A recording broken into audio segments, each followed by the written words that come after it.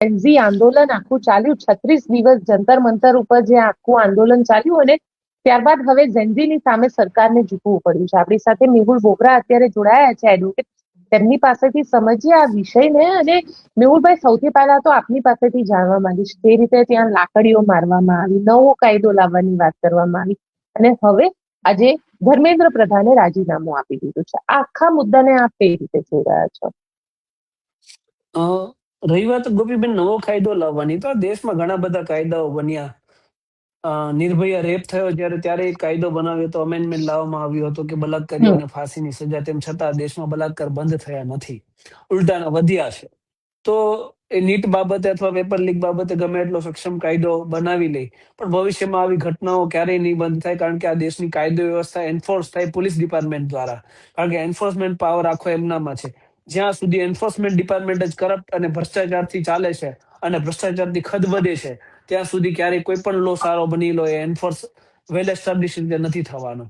Second point of view કે જે મૂળ વસ્તુ જે બહુ પહેલા જ થઈ જવી જોઈતી હતી, પરંતુ આખરે 30 દિવસની આપણા દેશના યુવાઓ અને જેનજીઓ માટે એક કહેવાય કે પહેલું જ પગથિયું સક્સેસનું, તો એમણે ધર્મેન્દ્ર પ્રધાનનું રાજીનામું લઈ લીધું છે. તો એમના માટે એક બહુ મોટી જીત છે. અને આ એક શરૂઆત છે સરકારની એકાઉન્ટેબિલિટીની, કે સરકારની એકાઉન્ટેબિલિટી જનતા પ્રત્યે હોય છે. જનતા ધારે એ કરાવી શકે સરકાર પાસે. સરકાર ક્યારેય સર્વોપરી હોતી નથી. સરકાર માત્ર ને માત્ર મૂડીવાદીઓ માટે, પૂંજીવાદીઓ માટે અને ઉદ્યોગપતિઓ માટે નહીં, પરંતુ જાહેર જનતા માટે હોય છે. તો આ એક શરૂઆત છે કે સરકાર અકાઉન્ટેબલ થાય પ્રજા પ્રત્યે.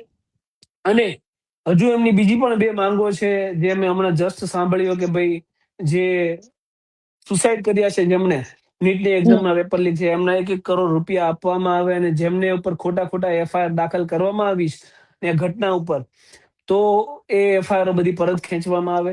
તો એ બંને માંગણીઓ પણ સરકારને સ્વીકારવી જ પડશે, અને સ્વીકારશે પણ આવનારા દિવસોની અંદર.